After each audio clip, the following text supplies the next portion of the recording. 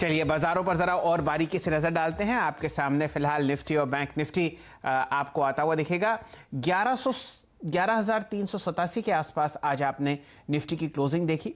लगभग 260 अंक नीचे, यानी कि 2.2% की गिरावट आज आपने आते हुए देखी। बहुत ही ज़बरदस्त आपने सेलिंग देखी, लेकिन बाजार की शुरुआत ऐसे नहीं हुई। बहुत ही शानदार गैप अप ओपनिंग थी।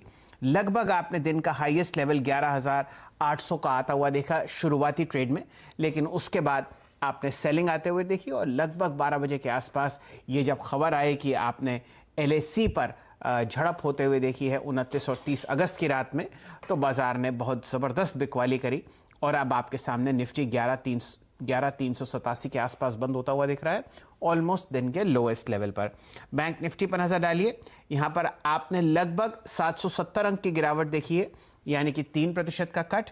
23,754 के आसपास आपको निफ्टी बैंक बंद होता हुआ दिखा है। यहां पर भी शानदार शुरुआती तेजी थी। लगभग 600 पॉइंट का गैप अप हुआ था और उसके बाद फिर वही बिकवाली आपके सामने आई। फ्राइडे को 1000 पॉइंट की ग्रीन में रैली थी बैंक निफ्टी पर, तो इस वजह से आपने यहां पर जबरदस्त बिकवाली और मुनाफा वसूली आते हुए देखी। बाजार को और बारीकी से देखते हैं। आपके सामने एडवांस डिक्लाइन रेशियोज आएंगे, ट्रेडिंग रेंजेस आएंगी। शुरू करते हैं एडवांस डिक्लाइन रेशियो से। यहाँ पर आपने ज़्यादातर आज सेंटिमेंट का जो कब्जा है वो बेयर्स के हाथ में जाता हुआ देखा, क्योंकि 7-8 दिन की रैली थी तो मुनाफा वसूली भी ज़्यादा है।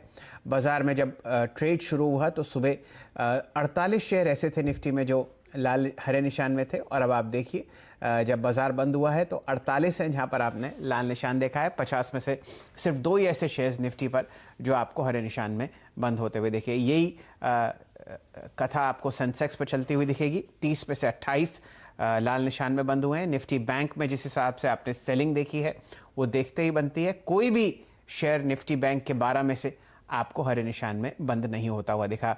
बिकवाली चौतरफा थी।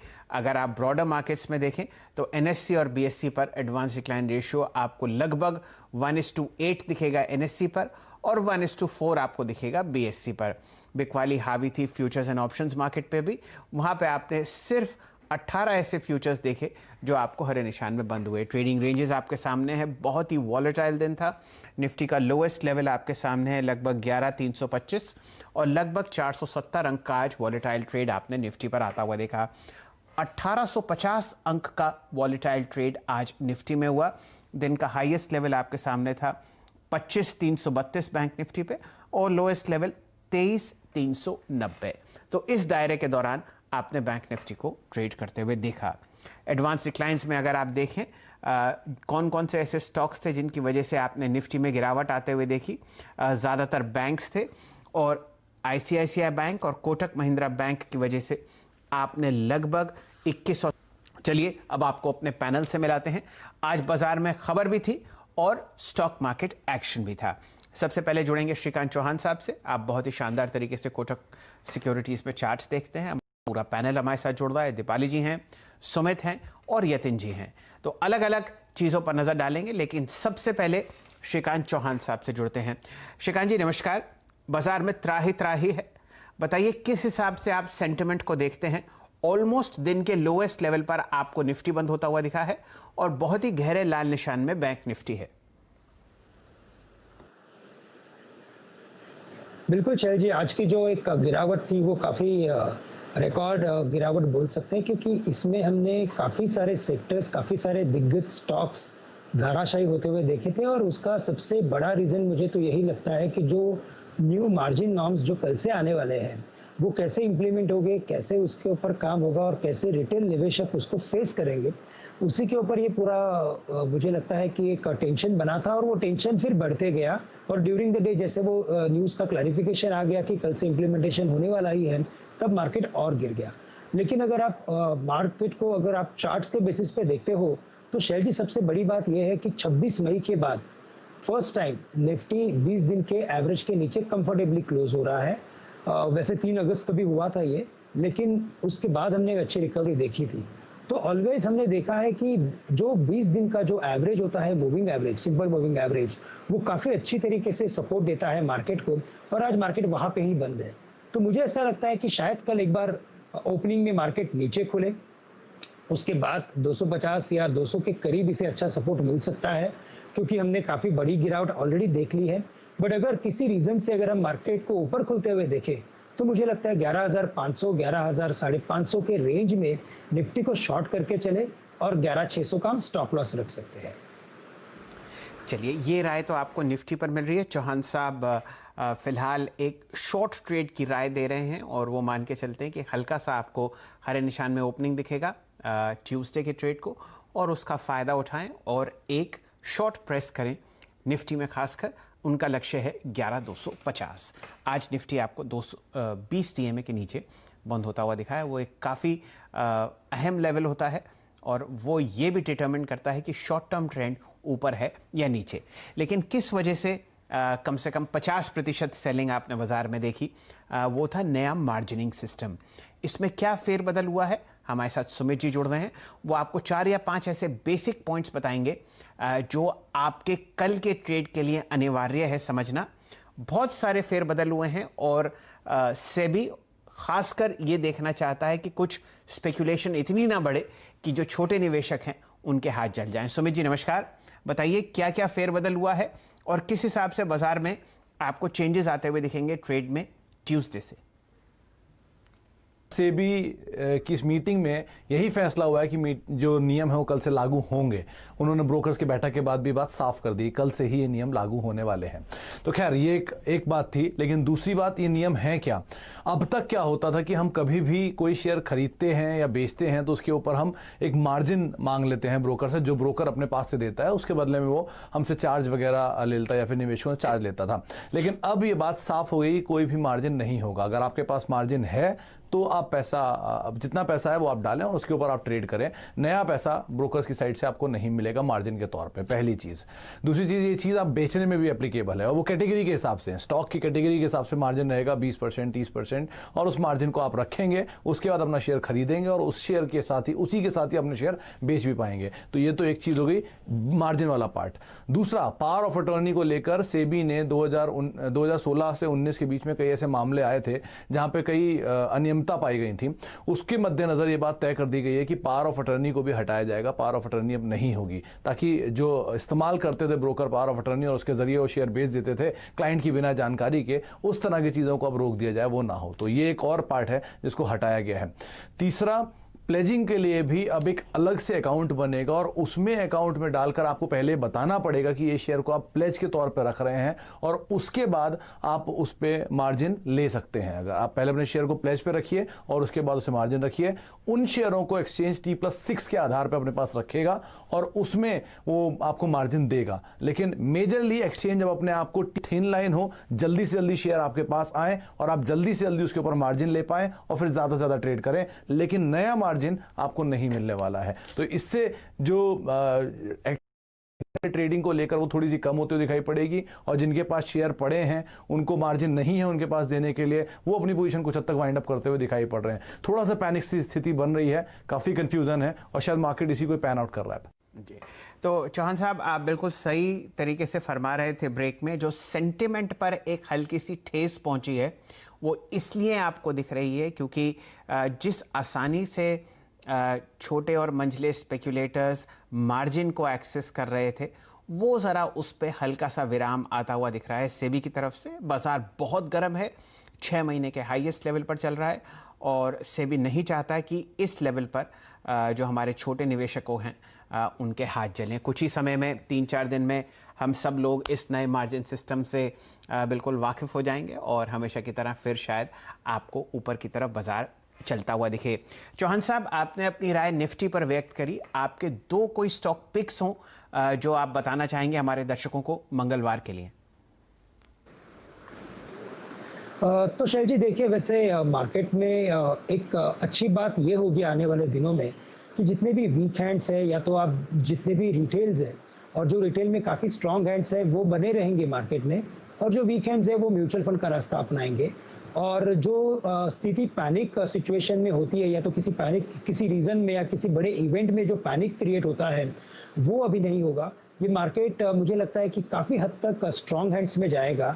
और जैसे हम लोग निफ्टी के जब ऑप्शंस में, अगर फ्यूचर ऑप्शंस में अगर आप देखेंगे और जब भी लॉट में जब कंसोलिडेशंस होते हैं, यानी कि जब लॉट साइज जब बढ़ती है तो मार्केट में तेजी होती है, और जब लॉट साइज में जब स्प्लिट आता है, जब उसको कम किया जाता है, तब हमने मंदी देखी है मार्केट में। तो मुझे लगता है शायद ये 1-2 दिन ये एक जो मोमेंटम है बेरिशनेस का वो दिखेगा, बट उसके बाद हमें वापस काफी बड़ा एक स्ट्रॉन्ग रिबाउंड मार्केट में दिख सकता है। और इसी वजह से मुझे लगता है कि अगर कल अगर मार्केट अगर गिरता है, अगर खुलने के साथ ही अगर मार्केट नीचे आ जाता है, तो हमें आईसीआईसीआई बैंक जैसे दिग्गज बैंक को खरीद के चलना चाहिए। 385-390 के रेंज में से लेना चाहिए, 380 का स्टॉप लॉस रखें, और हम 410 या 415 के टारगेट सोच सकते हैं। साथ ही साथ मुझे लगता है कि सिप्ला जो फार्मास्यूटिकल्स में एक कंपनी है, वो काफी अच्छी तरीके से करेक्ट हो चुका है। 820 के करीब था, 720 के करीब आ चुका है। करंट लेवल से इसे बाय करके चले। यहाँ पे हमें स्टॉप लॉस रखना है 690 रुपए का, और हम टारगेट्स वापस रखेंगे 750 से लेकर 750 के। ये तो बहुत ही शानदार तरीके से आपको श्रीकांत चौहान साहब बता रहे हैं कि मौके का फ़ायदा उठाइए, और जो शेयर आपको खासकर दिग्गज काउंटर्स सस्ते मिल रहे हैं अपने 2 दिन पहले के भाव पर, उस पर आप अपनी मोहर लगा सकते हैं खरीदने की। तो आईसीआईसीआई बैंक आपके सामने आज लगभग 398 का लोएस्ट लेवल था, वहाँ से आपने इसको 392 पे बंद होता हुआ दिखाया, इस पर एक बाय की मोहर है। और फार्मा कंपनी में सिप्ला, जहाँ पर आपने हाईएस्ट लेवल इस स्टॉक का जो देखा है वो रिकॉर्ड लेवल था लगभग 819 का, और वहाँ से अब आपने बिकवाली होते हुए देखी है इसकी 710। तो बहुत ही अच्छा मार्जिन ऑफ सेफ्टी, कम से कम स्टॉक प्राइस की वजह से। चलिए, सुमित जी हमारे साथ जुड़ चुके हैं।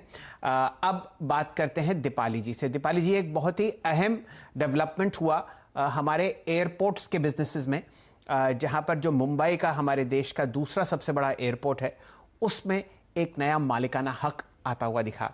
बताइए क्या चर्चा हुई और आप किस तरीके से इस डेवलपमेंट को देख रही हैं? अदानी ग्रुप और जीवीके आज फोकस में रहे। अदानी ग्रुप ने मुंबई एयरपोर्ट में 74% हिस्सा खरीदा है अदानी एयरपोर्ट होल्डिंग्स के जरिए, जो कि होल्डिंग कंपनी है अदानी एंटरप्राइजेस की। और इस डील के तहत जीवीके का जो 50.5% स्टेक है वो कंपनी ने एक्वायर किया है, और इसके साथ ही जीवीके की जो डेट ऑब्लिगेशन है उससे जीवीके को रिलीज किया गया है, और अब लायबिलिटीज अदानी की रहेंगी। इसके अलावा जो 23.5% स्टेक है वो कंपनी एक्वायर करेगी एक्सा यानी airport council of south Africa से और बिडवेस्ट से। अब जो स्टेक रहेगा मुंबई एयरपोर्ट में वो 74% अदानी ग्रुप का होगा, साथ ही जो रिमेनिंग स्टेक होगा 26% के आसपास का वो एयरपोर्ट अथॉरिटी ऑफ इंडिया का रहेगा। अब इस डेवलपमेंट के बाद एक्सपेक्टेशंस ये हैं कि जो फंड्स है वो इन्फ्यूज किए जाएंगे अदानी ग्रुप की ओर से लिक्विडिटी प्रोवाइड करने के लिए, और जो नवी मुंबई इंटरनेशनल एयरपोर्ट है उसका भी फाइनल फाइनेंशियल क्लोजर हो सकेगा। अब इस पूरी डेवलपमेंट के बाद अदानी ग्रुप के पास 6 नॉन मेट्रो एयरपोर्ट्स है जिनको वो रन करेंगे, जिसमें लखनऊ, जयपुर, गुवाहाटी, अहमदाबाद, त्रिवेंद्रपुरम और मैंगलुरु है। तो उस लिहाज से एयरपोर्ट पोर्टफोलियो के हिसाब से अदानी ग्रुप के लिए बड़ी डेवलपमेंट है। चलिए, ये एक major corporate development listed counters हैं, इनमें से कोई पसंदीदा आपको काउंटर लगता हो जहां पर आप ये हल्के से लाल निशान का फ़ायदा उठाएंगे और वहां पर ख़रीदारी की राय देंगे इस हफ्ते या पोजिशनली?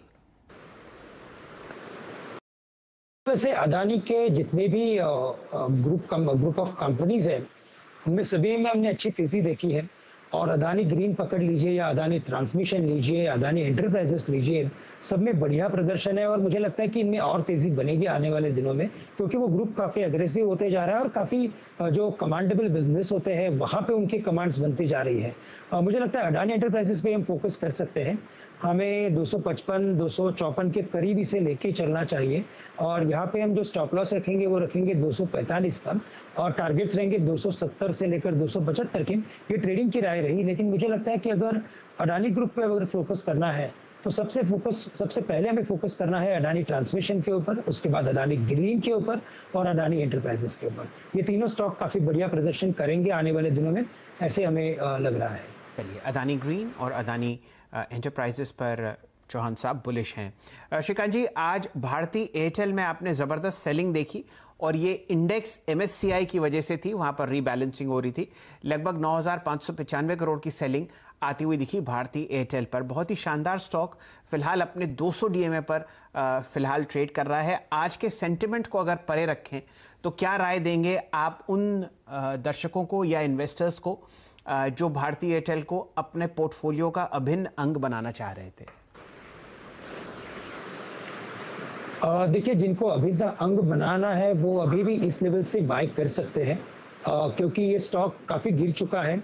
ये 570-580 के करीब तो काफी बुलिश था, लेकिन ये जो ओवरहैंग बन गया MSCI इंडेक्स की रीबैलेंसिंग का, उसके पीछे स्टॉक गिरा है। तो मुझे लगता है कि ये 6-7 हज़ार करोड़ की जो सेलिंग है, उसके बाद मुझे लगता है कि एक बार ये स्टॉक स्टेबलाइज हो जाएगा और इसी रेंज के अंदर यानी कि 520 और 500 के रेंज के अंदर इसे बाय करके चले, 490 का स्टॉप लॉस रखे और हमें लगता है कि ये स्टॉक वापस अपने जो प्रीवियस हाइज थे 600-620 के, उन्हें छू सकता है, क्योंकि जो टेलीकॉम की स्टोरी है वो काफी स्ट्रांग है और ये बिजनेस की जो प्रॉफिटेबिलिटी है वो काफी क्लियरली विजिबल है और यही पर्टिकुलर जो फंडामेंटल डेवलपमेंट है ये चार्ट पे विजिबल है। लेकिन चूंकि MSCI का रीबैलेंसिंग था तो स्टॉक गिर चुका है, लेकिन मुझे लगता है कि ये अच्छे खासे तरीके से रिबाउंड कर सकता है, तो करंट लेवल से बाय करके चले।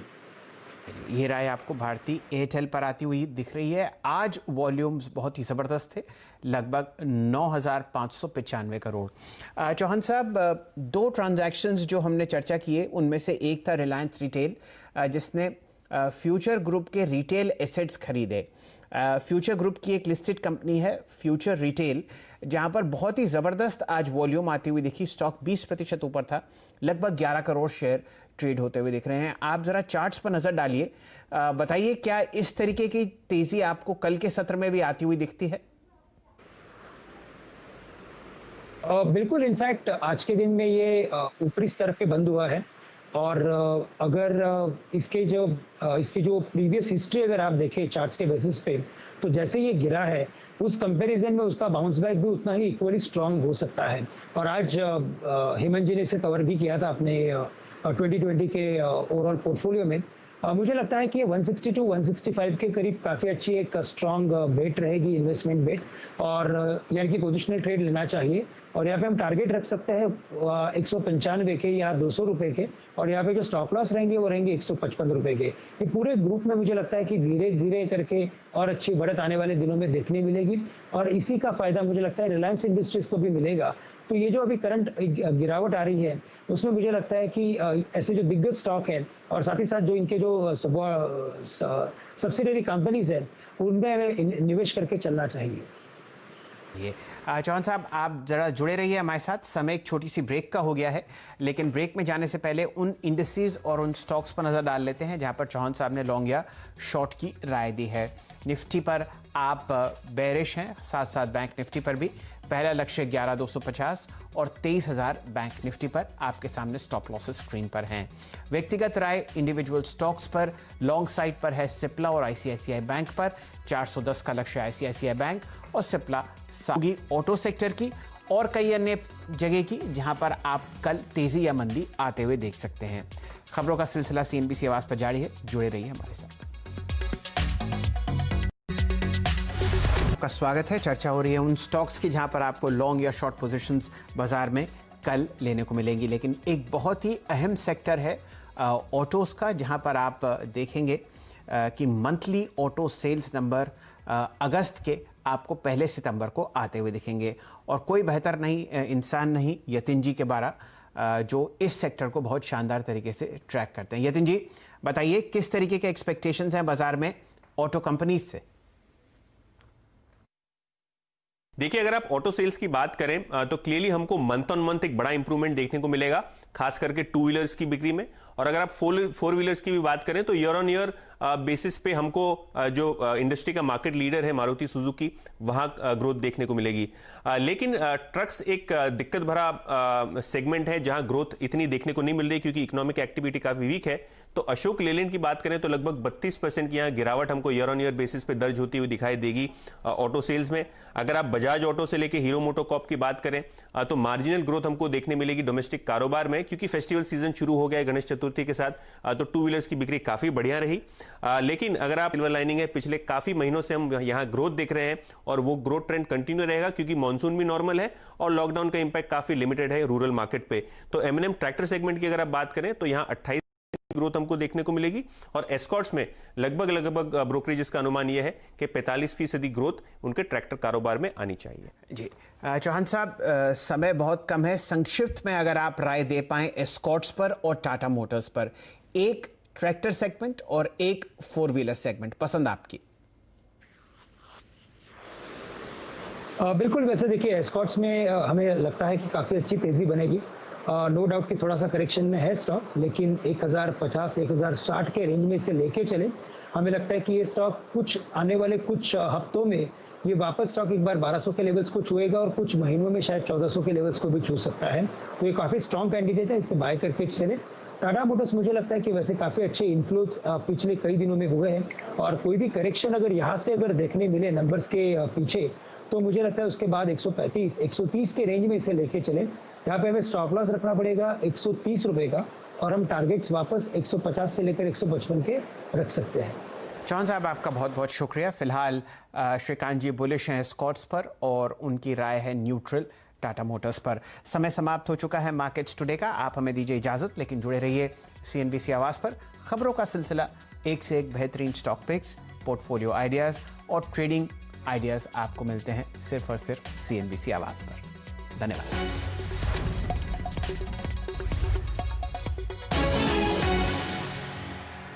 अगले वीडियोस को देखने के लिए आप जरूर से सब्सक्राइब कर लें हमारे YouTube चैनल को। फ्रेंड्स, मिलते हैं अगले वीडियो के अंदर। जब तक के लिए गुड बाय।